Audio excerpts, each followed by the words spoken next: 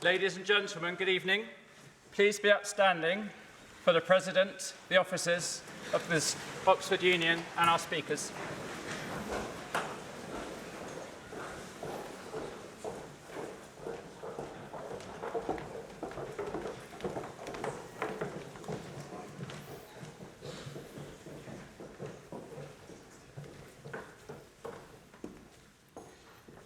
That's it. Thank you.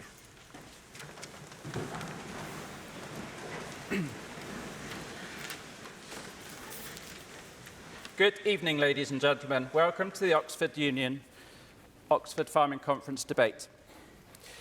I'm grateful to the Oxford Union for their permission and their support for this evening, and for our partners, the Farming Community Network, Pinion Global Network, Savills and Thrings. I'd like to introduce our speakers for this evening. We've got Elliott Grant, Visiting Fellow, Cambridge University Institute of Manufacturing. He'll propose the motion. Kate Russell, Managing Director of Tellus Natural Capital, will second the motion. Sue Pritchard, CEO of the Food and Farming Countryside Commission, will oppose the motion, supported by Tracey, Roan, Dairy Industry Consultant, Owen Farm Services. As usual, contributions from the floor will be welcome, and there are prizes for the best contribution from a young person, as well as for the most iconic comment. These will be judged by our sponsors and awarded at the end of the debate. The result of the debate will be announced at the Christchurch dinner. You'll have 2 minutes to make your contribution from the floor. Please wait for the microphone to be brought to you, and please introduce yourself before you speak. Please come with an open mind. We're going to be provocative. We're going to test you. I'll now hand over to our President, Mr. Louis Wilson, to take us through this evening's proceedings. Thank you very much, David. And can I just start by saying, on behalf of the Oxford Union, it's a tremendous privilege to be hosting this debate tonight.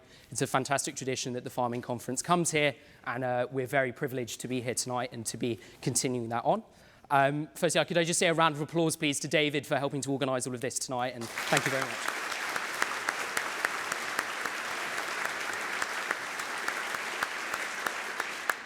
And so with that, I put the motion before the House. This House believes that in the next 90 years, farming will become a one-day-a-week job, and I look to the first speaker for the proposition. Mr. Chairman, Mr. Secretary, ladies and gentlemen, good evening.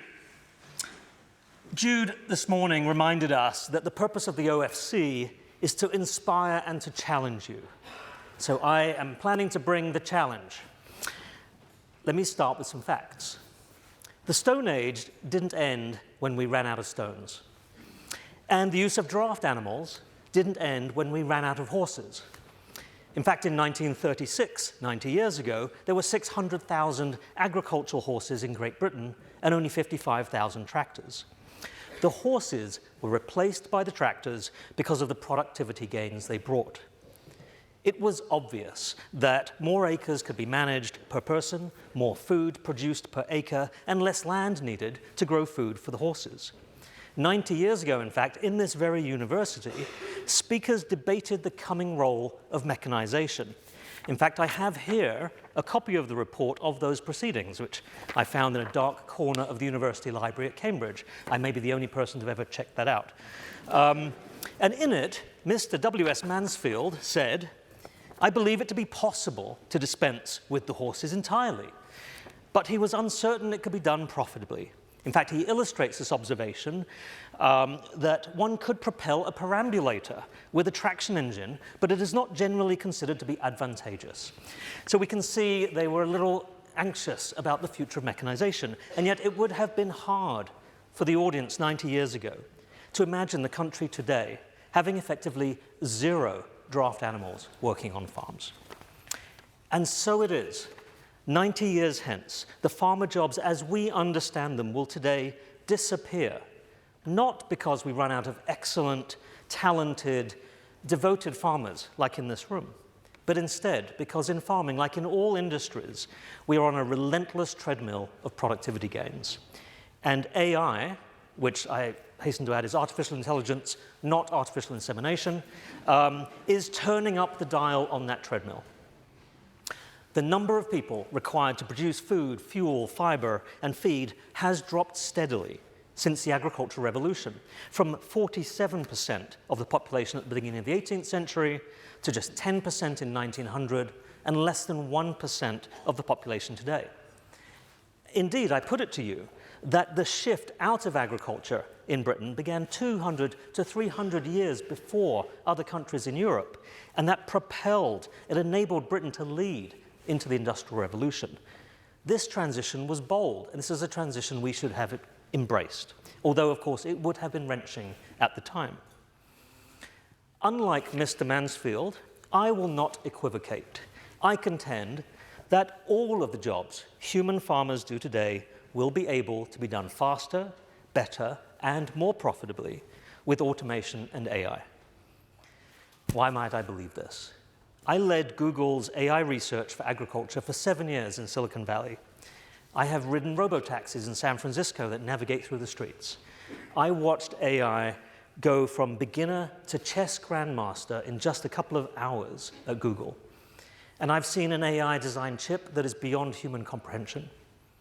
My team, in fact, at Google built farm machinery that could detect weeds as small as my little fingernail and spray them with a shot of herbicide at 15 miles an hour. Superhuman performance. An AI agronomist can now answer hundreds of detailed questions in one of 1,000 languages, including Welsh, in about the amount of time that it would take a human agronomist to take their coat off. So trust me when I say that we cannot imagine how powerful AI will become in 90 years. I struggle to think of a job, either physical or intellectual, that machines will not do better than humans 90 years from now. So, if we extrapolate forward the productivity improvements over the last 300 years to 2116, we will need just 1/10 of the labor, only 7,000 person years to farm in the UK. And let's assume the amount of farmland doesn't change that much. Either, therefore, there will be 1/10 the number of farmers who will be each working flat out, or the number of farmers will stay at about the current number, and due to those productivity gains, those farmers will be working 1/10 of the amount of time. Ergo, 1 day a week. Perhaps you think I'm being naive.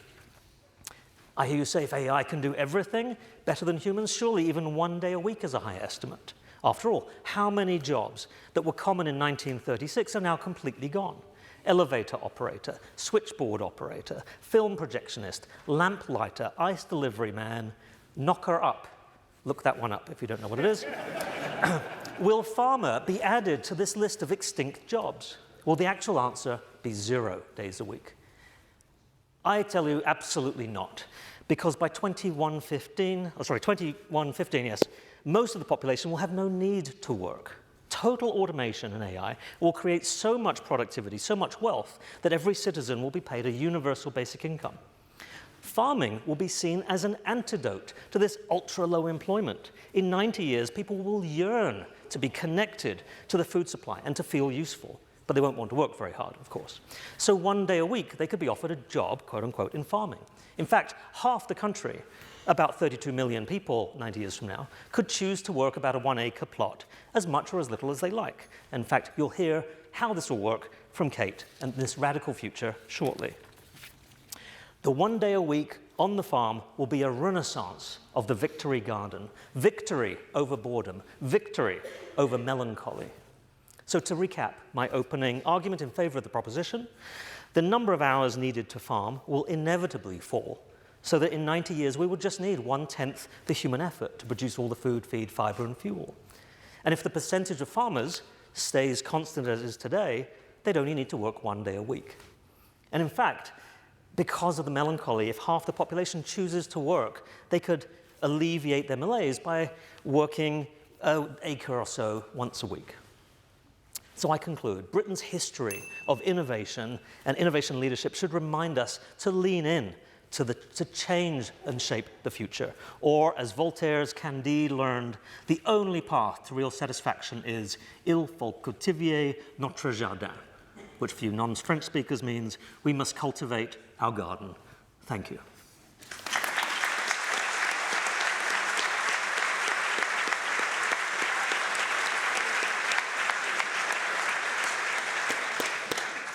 And I now look to Sue Pritchard to open the case for the opposition. Thank you. Distinguished guests, Dr. Grant, a tour de force. 90 years ago, John Maynard Keynes wrote that by now, the growing economy would provide enough to meet everyone's needs, and we'd only need to work 10 to 15 hours a week. And our biggest problem would be, how would we use our leisure time? Does that sound familiar? And so here we are. Yes, the economy has grown exponentially, but what's happened to all that growth? Initially, governments have invested in public infrastructure and social value, but now it is being sucked up by billionaires. And what do they do with it? Are they solving world hunger and childhood diseases? Not enough. In fact, one of the richest men in the world has just sent his fiancée into space with 5 of her closest friends for her hen do in a rocket shaped like anything they could have bought in Ann Summers. Meanwhile, it's AI that's writing the poetry and writing the songs, and it's still the people doing the crap jobs for minimum wage. Over the Christmas break, Mustafa Suleyman was a guest editor on the Today programme. He's one of the co-founders of Google DeepMind and now AI boss at Microsoft. He's one of Dr. Grant's Silicon Valley colleagues. He made a comment that stopped me in my tracks. He said, if you're not a little afraid at this moment, you are not paying attention. And he's right, of course. We should be paying attention, but to what and on whose terms? And should we really be feeling scared? Fear is a debilitating state. Maybe we should be getting a bit more feisty. And I'm from the Rhondda, I am very feisty. But isn't it better to face into these issues, the issues presented by the growth in AI and the future of farming, and take back control of the arguments, because it's action that's the antidote to fear. This isn't a debate about farming or technology. It isn't just a debate about work. It is a debate about the future and who gets to shape it. And I am here to tell you, it cannot just be the tech bros and the bankers and the oligarchs to tell us how things are going to be. So I want you to reject this motion, because we in farming have to get more feisty, more ambitious about defining the real work and why we must value it properly. So right now, what are the apparently most valued, aka most highly paid sectors? It's finance, it's tech, it's professional services like consulting. They dominate our economy. It's where these smart kids are going to go. But ask yourself, as I did when I was one, if all of those reports are fixing what's broken, if they're building what we need to survive and flourish, if they make life worth living, is that real work? And frankly, come the apocalypse, are we going to be able to eat all those PowerPoint presentations? I think not. In sharp contrast, the kind of work we value financially the least is often the most important work to us and for a flourishing future. Who here has struggled to find affordable, regular childcare? Hands. Thank you. Who here has struggled to find help or care for an elderly relative? These everyday problems are the results of political choices, avoiding a proper conversation about how we organise and pay the things that really matter to us. Meanwhile, private equity firms sweep in, they buy up the care homes, they buy up the nurseries, they're buying up the vets even, they strip out costs, they put up prices, and they extract a decent profit for themselves. Good for them. Good for their investors. Not so great for the rest of us. Wages are squeezed, working conditions are awful, it's a struggle to find staff. That sounds a bit like farming, eh?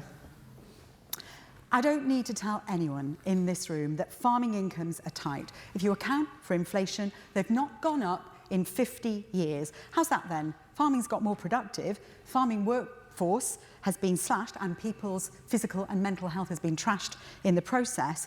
So who's reaping the rewards? Who's farming the farmers? There is no doubt. Agriculture is changing fast. Big machines took on a lot of the hard graft 60 years ago. Automation, data, and AI will change it further. But isn't farming the very definition of the kind of work that should be the lifeblood of an economy that sustains us and will repair our world?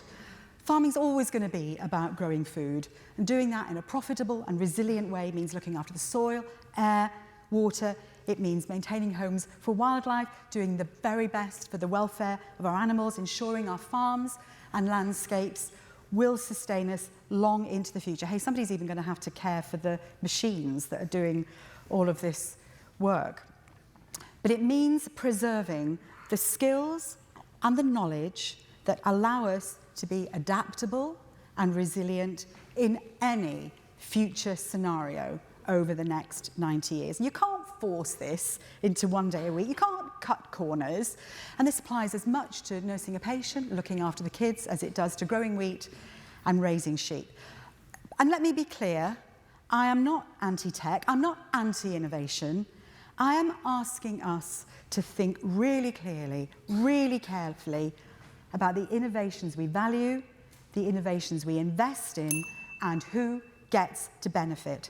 Farming should not be a one-day-a-week job. That's not a reflection of what the real work of farming is.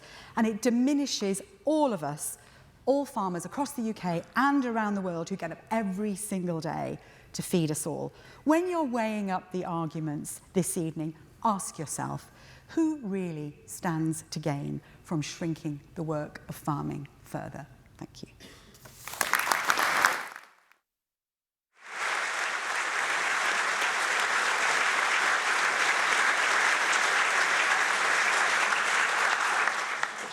So I will now open up the debate to the floor. As a reminder, we will go first to the proposition, then to the opposition. If you would like to speak, please put your hand up in the air, and then I will call upon you. And so I look for a speaker in proposition of the motion to begin, and I look to the gentleman there. You take the microphone. Ladies and gentlemen, I believe as a young farmer that we are missing multiple aspects of this debate so far. So far the debate has been around AI and its proximity to human involvement in agriculture and its capacity to replace human involvement in agriculture. But I do believe when we're talking about farming and ecosystem maintenance and management in general, which is part of agriculture, we're forgetting one key element, and that is gene editing. Now, ever since the Stone Age, as the Right Honourable Dr. Elliott Grant mentions, people have been selectively breeding animals for either their consumption or for the efficiency of their production. Gene editing is only the next step along from this. In particular, I'd like to draw your attention to the gene editor CRISPR, which is used to create gene drives these days. Now, CRISPR has seen notable development ever since 2018, where it has seen crescendos of impacts upon, for example, mosquitoes have now been gene edited to reduce the spread of malaria. And this principle can be applied to livestock management in particular, as well as arable farming.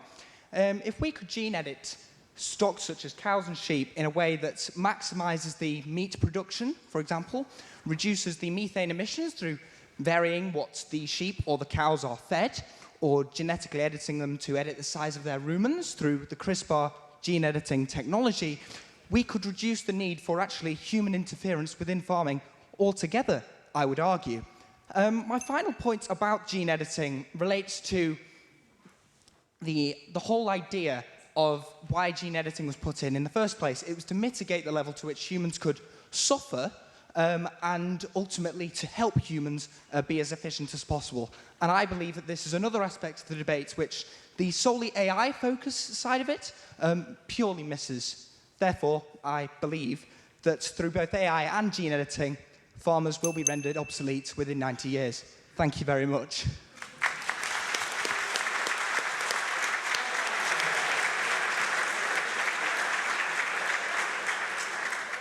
I now look for a speaker in opposition of the motion, and I look to the gentleman just there. Oh, no.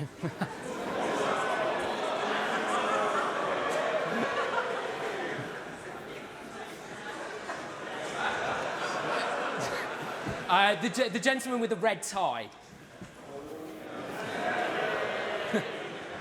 I knew it was worth putting on the red tie today. My name's Nick Tapp from Craigmore.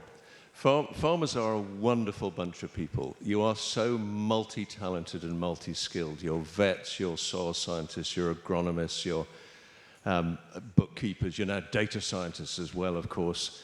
And I think you're quite AI-proof, because AI is very one-dimensional. But I want to talk about productivity again. I want to go back a bit further than the proposer of the motion. I want to go back 800 years.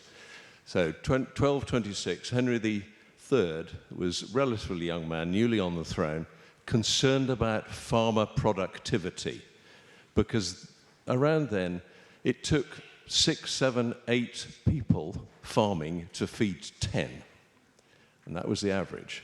So on a bad year, those 6, 7, or 8 farmers produced enough food for 5 people, and starvation was common in Europe at the time. Roll forward to today, and those 6, 7, 8 farmers are producing enough food for, and pick a number, 3, 5, 10,000 people. So the productivity gain per farmer is absolutely startling.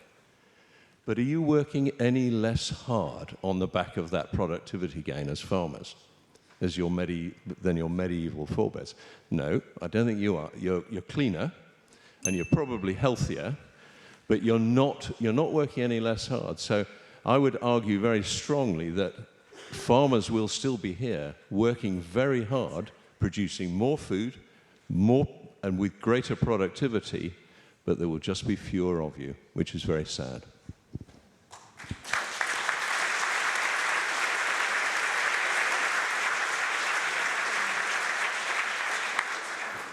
Thank you. I look for another speaker in proposition of the motion, and so I look to the gentleman with the green lanyard on. So it's quite hard at this distance to see. Yeah, Simon Pearson. I'm not a young farmer, but an old professor of agri-robotics and AI. It's just a comment for Dr. Grant, really. I mean, I think the problem with AI is it's well known the flaw with AI is it hallucinates. It dreams, it makes things up. Can you reassure me that you're not dreaming and making this up?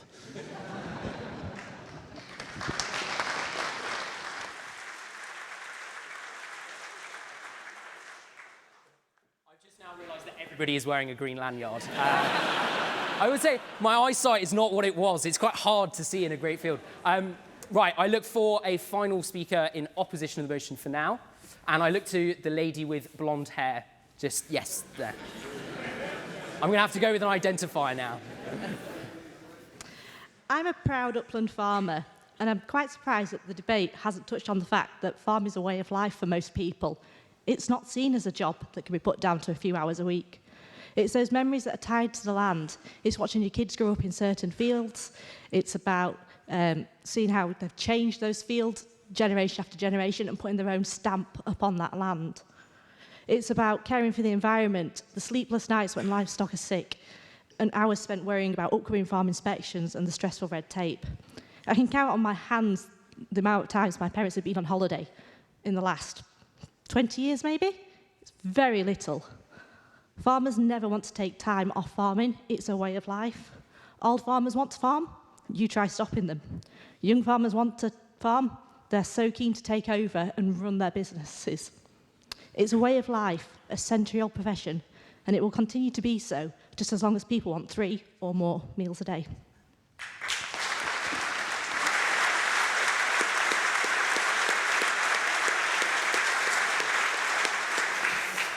Thank you very much. There will be more opportunities for floor speeches after the second round of speakers, and so I now look to Kate Russell to continue the case for the proposition.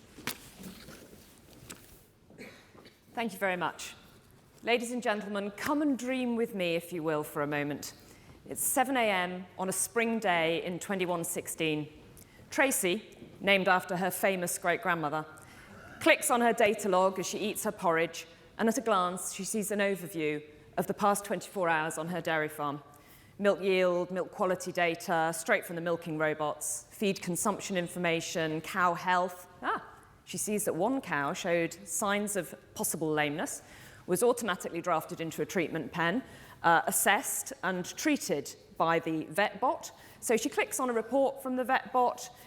It tells her what was done. Level 1 routine treatment required no human intervention at this stage. Might have needed her sign-off if it was anything more serious. She clicks onto cow cam, zooms in, puts the cow ID, and there's Buttercup 11, contentedly standing at her feed station with her calf at foot, because all our dairy farms are cow with calf nowadays. She's eating her personalised diet breakfast. It looks great. Tracey makes a little note. I'll check on her later when I go by. 8 a.m., the whole team gets together for a chat. It's Tracey, head of milk production, Elliott, who oversees the dairy and the on-site liquid milk processing, Sue, chief cheesemaker, David, cafe and shop manager, and Kate, natural capital manager. The job titles are a bit quaint, truth be told, because nobody really has like a full-time employed job anymore, because AI and automation have sort of sorted that out. But Tracey likes these links to the past, and so do her customers. As Elliott set out for you, AI and automation have transformed society and the farm. With more time on their hands, money in their pockets from the UBI, people have flocked to get involved in local food production, given the clear evidence that shows how vital whole foods are to human health, as well as the mental health benefits of coming together in useful activity. So the shop and the cafe sell a range of products from small businesses based on the farm, as well as the fresh and fermented milk products that Tracey produces, and cheese from the dairy from Sue. There's an artisan bakery. There's a grown-in-soil vegetable plot for those premium grown-in-soil vegetables, as well as the more usual fully climate-controlled fruit and vegetable growing houses and a free-range poultry business. Tracey has a partnership with farms elsewhere in Britain, buying in rice from Somerset's finest paddy fields and tea from the great Welsh tea plantations. Food waste is collected from each of those businesses by an automated system and processed to feed the fly farm, which grows the insect protein to feed the poultry, because circular systems have been the norm for decades now. And there's even Abby, the on-site robot abattoir, collects animals for slaughter, humanely dispatches them and processes them without human intervention, chilling the carcasses, butchering them if required, or delivering a whole carcass down to the on-site cookery school for students to hone their butchery skills on. They run special classes for school children several days a week to learn how to choose, prepare, and cook seasonal produce as a core part of their curriculum. Almost everything sold in the farm, shop, and cafe is grown on site. It's a real hub for the local community. Dozens of people working or volunteering here. And it's not a one-off. There are farms like this all over the country. Now, after the team meeting, Tracey and Kate set off to lead a farm walk for the Walk Well group, who've been prescribed gentle exercise in green space as part of their personalised convalescence plans as they recover from illness or surgery. As they walk, Tracey reflects that this is not farming as her ancestors would have known it, but these days it's part of the social contract, supporting people to get out and active in the countryside. And of course, she does get paid for it by medical insurers, because they know it leads to reduced claims. Along the way, they stop, and Kate rants on about the importance of the green lungs, the mixed woodlands and the shrubby, rambling hedges crisscrossing the land, their role in filtering air, sequestering carbon, providing a home for a myriad of wildlife, la, la, la, la, la, all the stuff. The woods were funded years ago through a slightly outdated scheme now of carbon credits, but their legacy lives on. They come across one of the citizen science volunteer groups doing a survey. This group are beetle enthusiasts, but there are others who come to see and count spiders, woodland birds, lichen. There's been a proliferation of interest in RLEs, real-life experiences, despite the fact that anyone can now access amazing interactions with wildlife in virtual reality whenever they like. And as a result of that, there is a huge amount of data now about the NHLs, non-human life forms, which are sharing the farm with us. So after hearing about the latest in stag beetle sightings, Tracey and Kate take their group to walk down to the water meadows. And after a week of wet weather, they're doing their job admirably. Water's spilt out across the land, dropping sediment, easing flood risk downstream. It's the third flood event this spring, so Tracey's going to earn a bonus on top of her standard flood risk mitigation payment paid by the state for this important land use. Walking back to the cafe past the geothermal energy unit, which helps power the farm, with work done for the day, Tracey tells Kate about her plans for the following week. Once her brother's back from holiday to keep an eye on the cows, she's heading off to Glasgow for a week to learn the ancient skills of DJing with turntables and vinyl records, in preparation for delivering a live dance set at the farm's History Festival in the summer, a sort of Glasgow meets Glasgow kind of thing.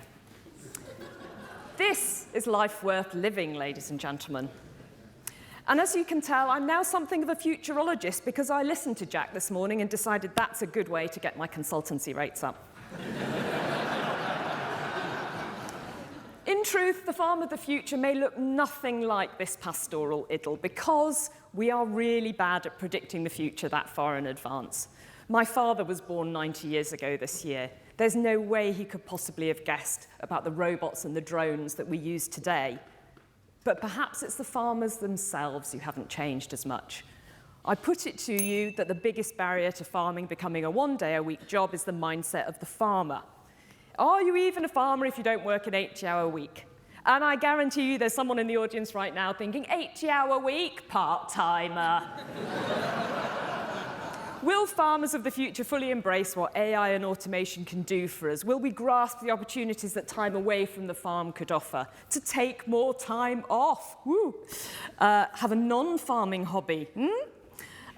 Or coming so soon after the Christmas holidays, are we all a bit frightened by the prospect of having more time to spend with our families? Imagine how your life could be if work only took up one day a week, and vote in favour of the motion. It's farming, Jim, but not as we know it.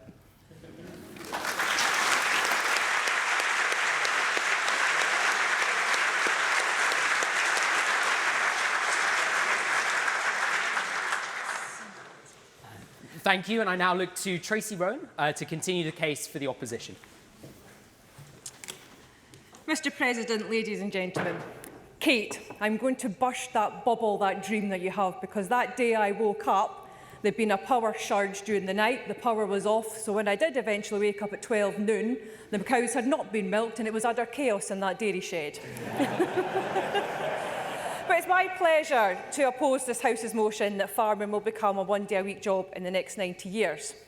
However, I am going to have to confess, as a busy, hard-working Scottish dairy farmer who was milking cows on Christmas Day, I did briefly think, when that alarm clock went off at 2:45 a.m, that working one day a week might actually be the way forward.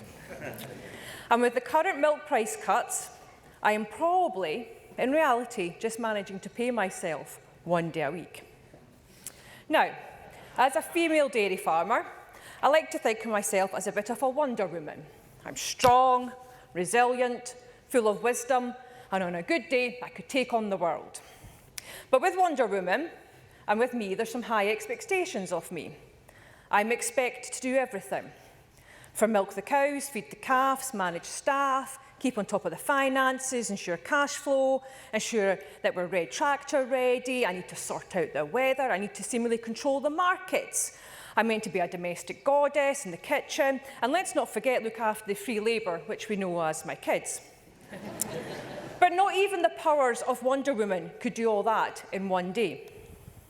But as with this motion, and with my fantasy of being a Wonder Woman, it is a fantasy.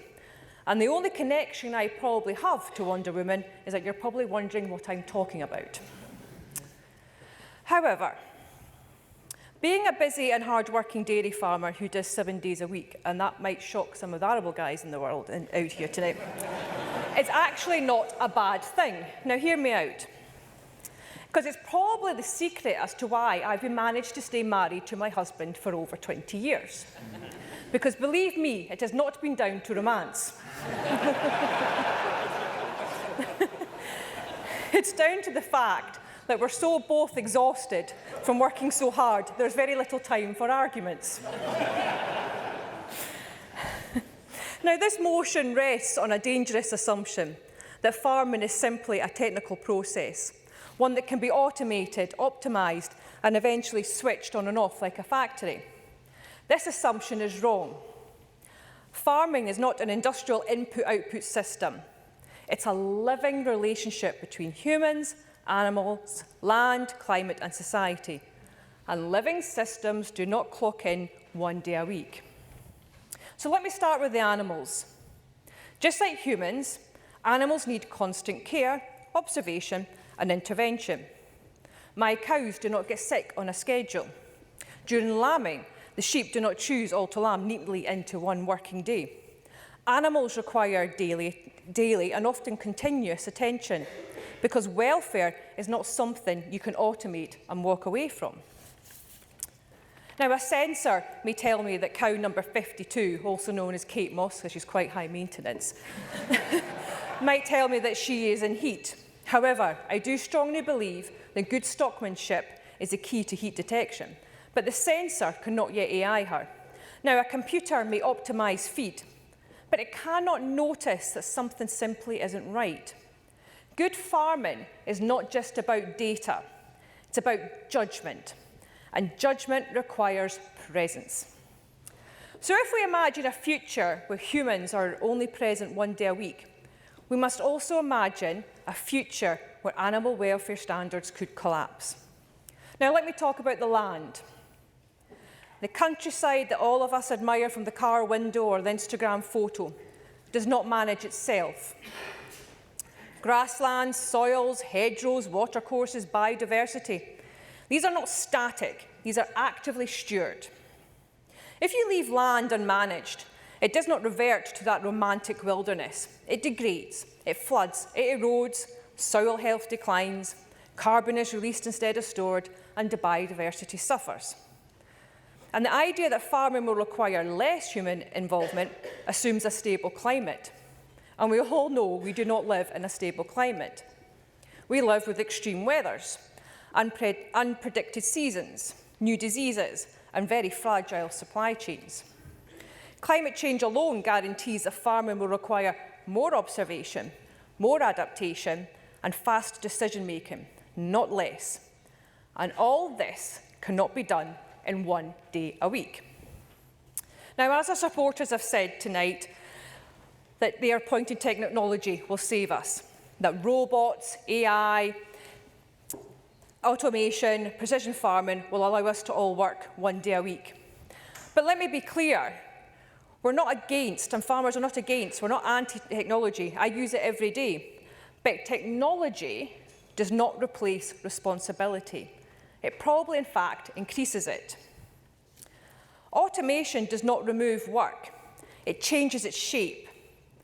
Someone needs to be accountable when systems fail. And in farming, when systems fail, animals might suffer and food security could be threatened. Which brings me on to food. We all know food is not optional. It's not a lifestyle choice. It's the foundation of civilization. Any society that believes it can produce safe, affordable, ethical food with minimal human involvement is a society that's never faced true scarcity. We've learned this during pandemics, wars, and supply chain shocks. When borders close and imports fail, it's not algorithms that feed a nation, it's farmers. And those farmers, as we know, do not work one day a week. And let me talk about the people. Farming sustains rural communities, local economies, generational skills, and a vital connection between people and the land that feeds them. If farming becomes one day a week job, what happens to that knowledge, that accountability, that resilience? You do not build a strong food system by distancing humans from responsibility. You build them by supporting skilled people who are present, committed, and deeply invested. So yes, farming may look different in 90 years. It might use better tools, smarter systems, and cleaner energy, but it will not be less human, because animals will still need care, land still needs stewardship, food still needs responsibility, and a society still needs farmers who are not just there on a Tuesday. Farming has never been a one-day-a-week job, and if it ever were, I fear not only for food security, but also for the stability of my next 20 years of marriage. So, I strongly urge you to oppose this motion and walk through the no door. Thank you.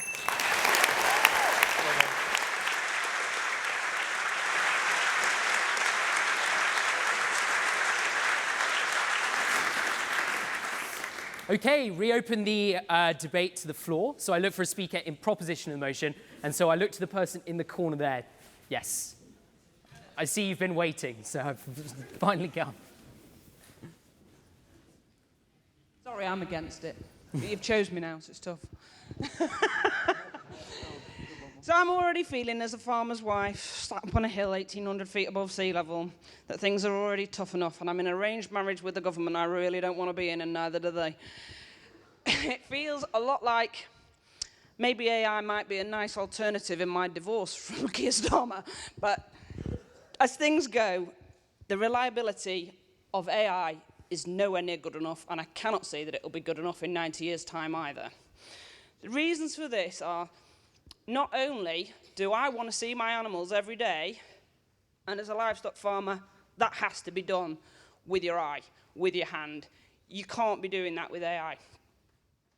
If we lose those skills, and those skills disappear, the day the machines don't work anymore, who are we to rely on? Especially when all these machines are going to be ran on lithium batteries. So who exactly are we going to be beholden to now?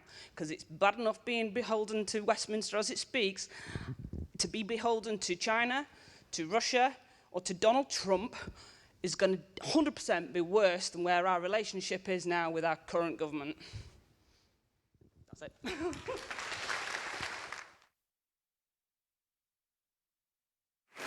Right, I'll now look for a speaker in proposition motion. We'll flip it around. Are we in proposition? Right, so I look to the lady just there.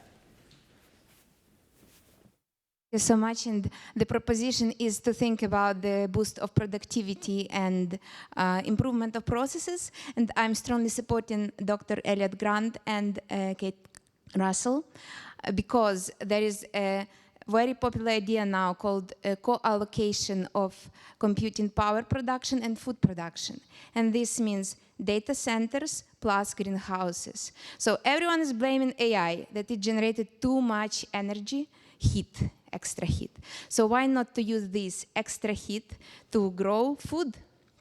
And this is already a working concept, so why not to do this? It's our future. And it will help this industry called controlled environment agriculture, vertical farming, and other innovative areas where we can use this extra heat for good. Thank you.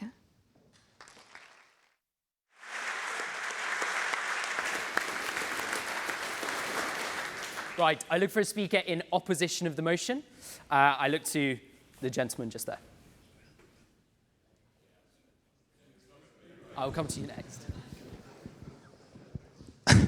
As a farmer who spends a lot of time out in the cold and wet Welsh weather, I love the idea of only working 1 day a week. But I'm still to be convinced that an AI model will ever be developed that can persuade my Welsh black cattle to only calve on a Monday between 9 and 5.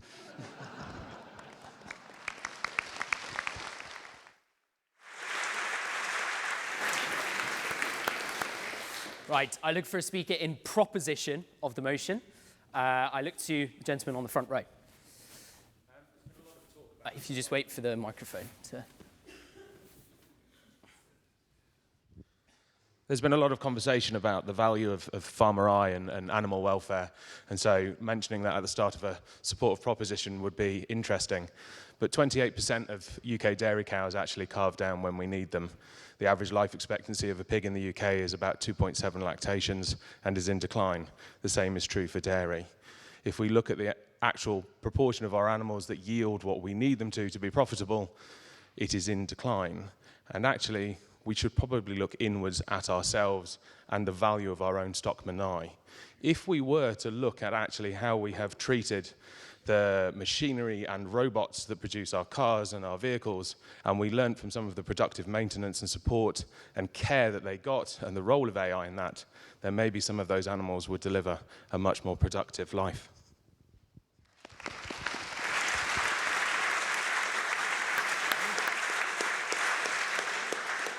I now look for a speaker in opposition to the motion.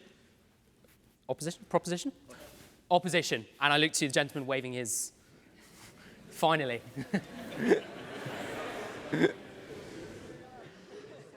Yeah, sorry about that. So, my lords, ladies and gentlemen, I'm an arable farmer. I lead Boffin Farmers, and as someone who works an 80-hour week, this is not a vision of farming's future I'd favour. I mean, it takes apparently something like 10 million, trillion decisions to take a food product, a combination of different decisions to take a food product from the seed to supermarket shelf. And that's a massive amount. So the way we're going to do that properly and make better decisions is not through human brain or brawn, but through AI. And what do we know about the various decisions? I mean, what do we know about soil microbes, the plant interactions and so on, and what can be done there and how we can harness that? That's the opportunity that we've got here. What I'd say is that the opportunity there is to use this better. And it's not going to take a huge amount of expert and expensive expertise to interpret all of these decisions, nor will it take some overpriced slop to put on our crop. No, if we've mastered the power of AI to master all these decisions, we can achieve much more rather than working less. So as I look around this room, I don't see farmers who are looking to work much less of their time. I see farmers who see that we're on the start of the fourth agricultural revolution, that it's our revolution, we own it, and that this is the most exciting time to be in farming. And we should be savouring every single minute of it. So if that's you, well, you should join Boffin for starters, but you should be going through the no door and dismiss this ridiculous idea that we're worth no more than 1 day a week.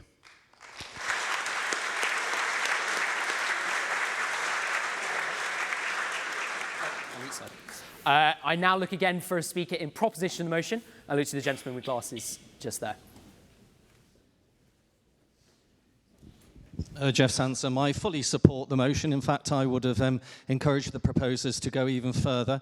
It's highly possible for farming to be done 1 day a week. My argument is it's already happening, and that is easily proven by a few statistics. I love statistics. I use them regularly, like a drunk man uses a lamppost, not for illumination, but as support for a hopeless case. Just remember that 1 day a week is 15% of effort. Okay, so I refer that. So let's start with arable farming. I used to be an agronomist. Arable farmers work extremely hard for 6 weeks a year. Now, that's 11% of time, so they're already working less than a day a week. What do they do with the rest of the time? Well, due to 300 years of technical innovation, they've developed the Norfolk four-course rotation to a point of perfection: wheat, barley, skiing, shooting.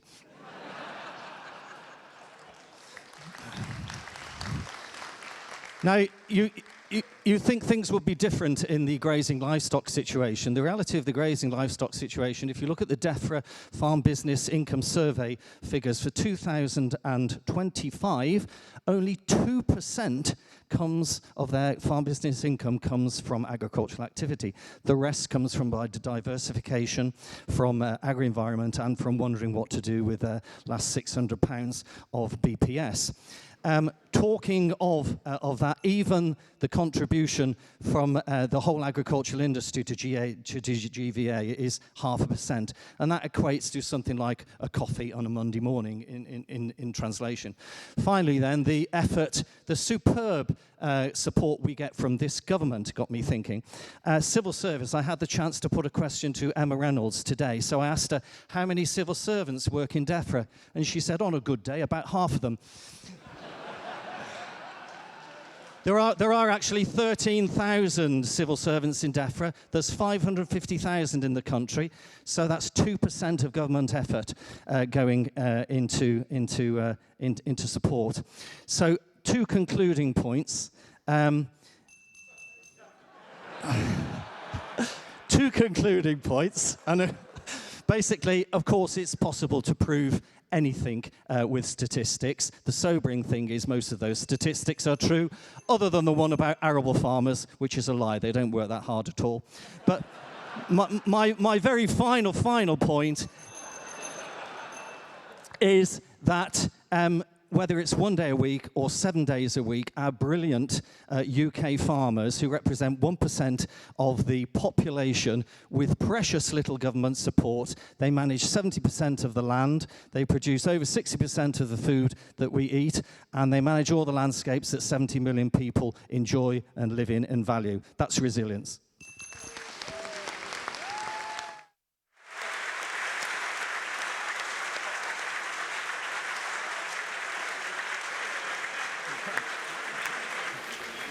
I now look for a speaker in opposition of the motion, and I encourage you to stick to your 2 minutes. I look to the lady in the grey jumper.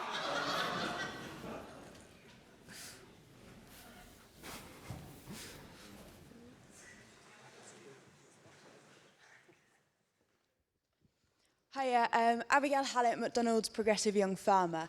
I think some amazing points have been raised, but one key point has been missed, and that's the end result. Nobody's thought about the consumer.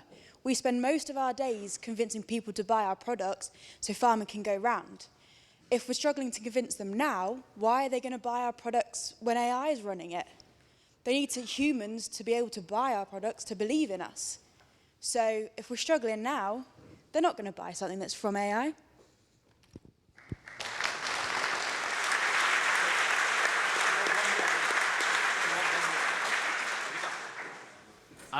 I look for a final speaker in proposition of the motion. I look to, the gentleman just there. Thank you very much. There's one little thing that you missed from your envisaging the future, is you forgot to mention that this farmers working 1 day a week is on Mars. Because we forgot to, well, we didn't listen to what the farmers were saying now. We listened to a moron who said that climate change is a hoax. And our tech bros left the planet and abandoned us and went to Mars, where you probably could have one farmer working 1 day a week to feed the children of said moron and his mate, the tech bro. So yes, it is perfectly possible for a farmer to work 1 day a week, probably do it in an hour, to feed half a dozen people who abandoned this planet and went to Mars instead. Thank you.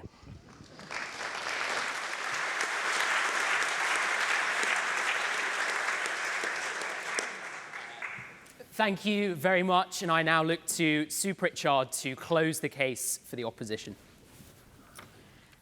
I really enjoyed this debate and all of your contributions.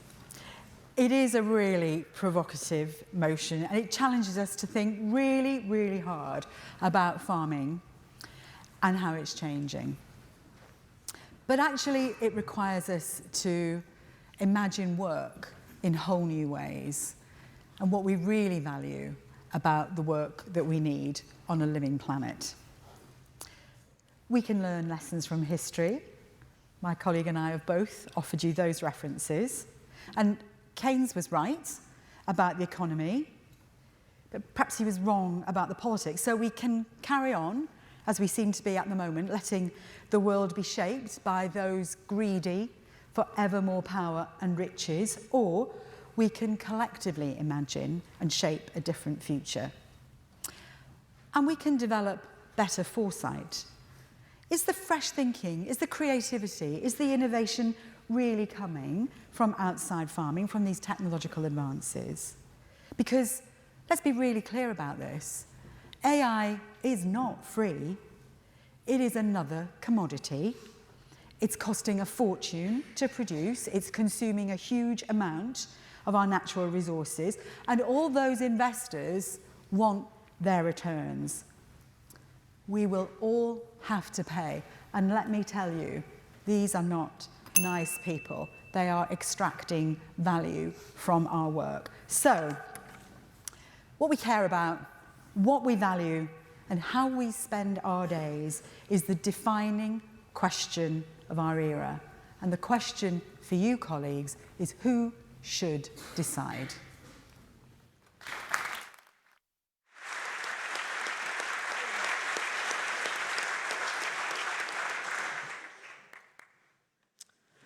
I have the great privilege of closing out tonight's debate, and it's been a privilege to join you all. And a moment of seriousness. We underestimate the coming power of AI at our peril. And I, to be honest, was a little perplexed that we didn't talk more about it today.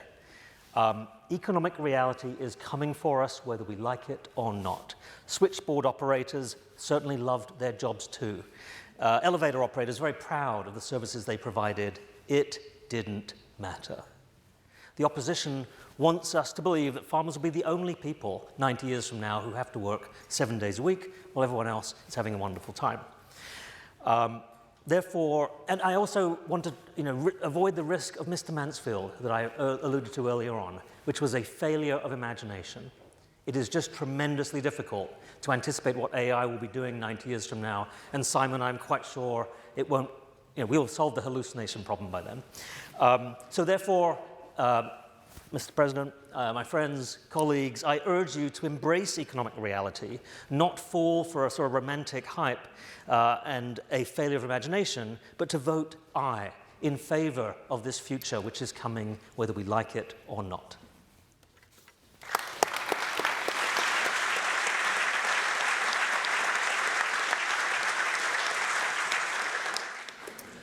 So that is the end of the debate. We'll hear in a second from David some final words, and then for the prize giving for the best speakers and various things. Just a reminder on the motion itself. The motion is this House believes that in 90 years, farming will be a one-day-a-week profession. At the end, when you're making your way out, you will see on the door on the left, there is the noes, on the right, there is the ayes. If you wish to vote in proposition of the motion on your way out, please walk through the ayes, and if you want to vote in opposition, please walk through the noes. But now we will hear from David with some final remarks. Thank you very much. What an entertaining and provocative speech. Having had a couple of WhatsApp messages from arable farming friends skiing while we've been talking, perhaps well-deserved, but I'll leave that to you. Thank you again to all of our speakers. I know a lot of work's gone into this, and also thank you very much to our partners, FCN, Pinion Global Network, Savills and Thrings. Without your support, these things really couldn't happen. Hopefully you've had time to consider the prize winners while we've been talking. I know, as per instructions, no one introduced themselves. So if you didn't introduce yourself, you're probably not going to win a prize. But we've got a prize for the most iconic comment and a prize for the best young comment. Are we ready, or do you want me to go through some housekeeping notes while we wait? 2 minutes. I'll talk about Christchurch a little bit. So after here, we're going to Christchurch. You can follow the crowds, but there'll be some student volunteers to look out for, to follow, mostly wearing high-vis jackets. When you go into dinner, please will you try and fill up from the back of the room. It's really unhelpful if everyone sits down at the front because we can't get in. So fill up from the back would be great. Dinner will be served at 8:30 sharp, and make sure you have your badges with a grey, I haven't got my badge on, little grey dot on it, which will get you into dinner. That's all I have to say at the moment. Are we any closer?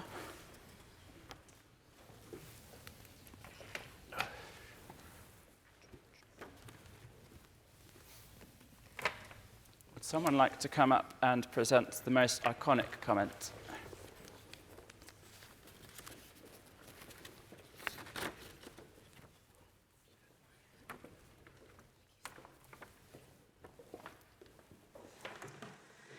So on behalf of Savills and Pinion, we are delighted to announce tonight the most iconic comment. So it was a battle of the ex-chairs of the OFC, and I'm going to pass over to announce the winner.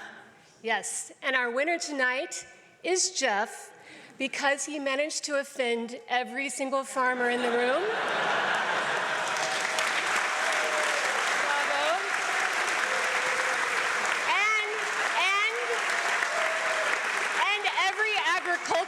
industry in the room, everyone who works for DEFRA, but in the end, still celebrated the beauty of UK farming and agriculture. Well done. Well done.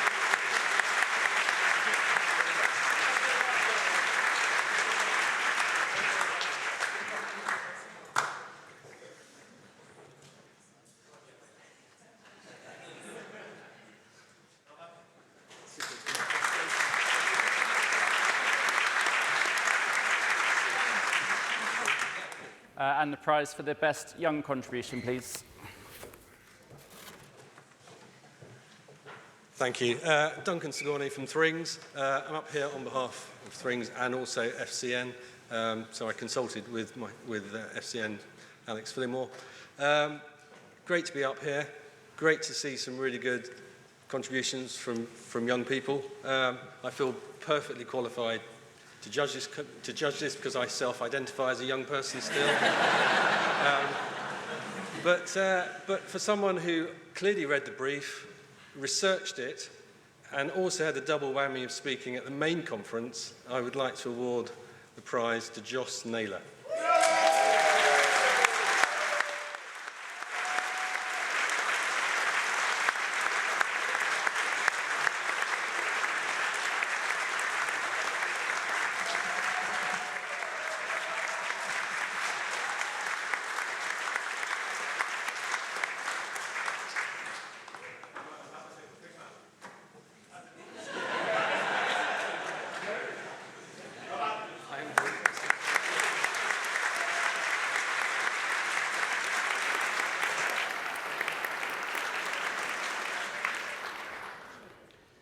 I don't think in the history of the Oxford Farming Conference we've ended the debate early. But ladies and gentlemen, thank you very much, and thank you very much to the officials from the Oxford Union. It's been an incredible evening. Will you please be upstanding for Louis Wilson and the officials from the Student Union? Thank you.